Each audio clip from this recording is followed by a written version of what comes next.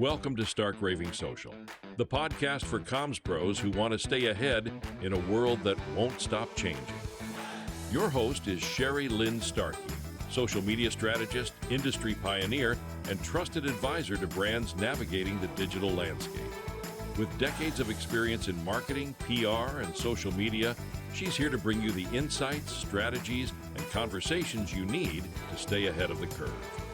From shifting algorithms to AI-driven content, from crisis comms to culture shifts, if it's shaping the future of our industry, you'll hear about it here. This is Stark Raving Social. Welcome to Stark Raving Social, the bite-sized podcast for marketing and communications pros who want to stay ahead in a world that won't stop changing. I'm your host, Sherry Lynn Starkey, and today I want to talk about LinkedIn. While some people are celebrating digital detoxes and deleting their profiles, I'm here to say I'm keeping mine, and here's why. Not long ago, I saw a post on Threads where someone wrote, "I think deleting LinkedIn forever will improve my quality of life significantly." I replied with a quick disagree, but the more I thought about it, the more I realized a more thoughtful response was needed. Because yes, social media can be exhausting. We've all felt that. But LinkedIn isn't just another social platform. It's a professional network.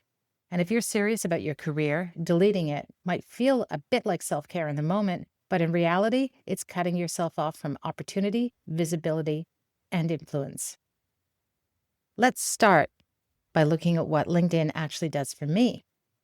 It's easy to think of LinkedIn as just an online resume, but in my case, it's so much more than that. It's where I publish ideas, share thought leadership, and connect with people who are important to my business. LinkedIn consistently drives the best engagement on professional content. It's where my audience is, and more importantly, it's where they expect to have work-related conversations. And these days, having a LinkedIn profile is kind of like having an email address. It's a basic tool of modern business.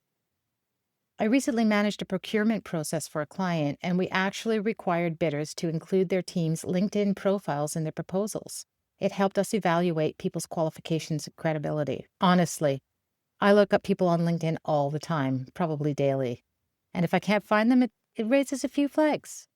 Are they out of the loop? Are they hiding something? Do they not understand how digital business works anymore? None of those are great impressions to leave. And it's not just about the appearance. LinkedIn has delivered real, tangible results for me. Consulting contracts, podcast opportunities, speaking gigs, job offers, all of them have come through that platform at one point or another. Could these things have happened through email or in-person networking? Maybe, but LinkedIn makes it easy.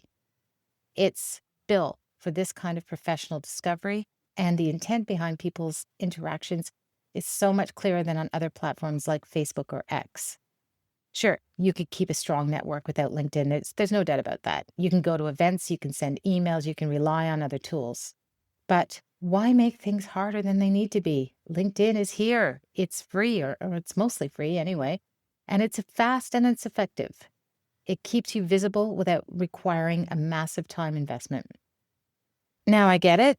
LinkedIn isn't perfect. We've all seen the over-the-top, I'm thrilled to announce posts, or gotten a pitch from someone trying to sell us something that we never asked for. And those birthday notifications, they're kind of weird, but, they're still there. But here's the thing, you're in control. You don't like what someone's posting? Unfollow them. Tired of seeing irrelevant updates? Mute them. Want to shift what shows up in your feeds? Curate it. You don't have to delete your profile to get a better experience. You can clean it up, reshape it, and still stay connected. And remember, your network is like a living history of your career. Even if someone doesn't seem relevant right now, you never know when your paths might cross again. That was especially true for me when I launched my 50 Women Over 50 podcast. At first, I wasn't sure if I should share it on LinkedIn because it was a personal project. It wasn't really directly tied to my consulting work, and I wondered if it might seem off-brand. But it ended up being the best platform for promotion. The response was incredible. People were curious, they were engaged, and they were supportive. It reminded me that our personal projects can be powerful professional tools too, especially when you're showing initiative and leadership and creativity.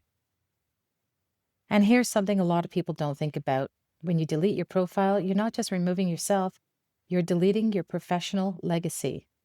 I know someone who deleted their LinkedIn after retiring. Makes sense, right? But when they did, they also erased every recommendation they had ever written for colleagues. All those endorsements gone. And the people that they supported, they each lost a little piece of their own credibility too.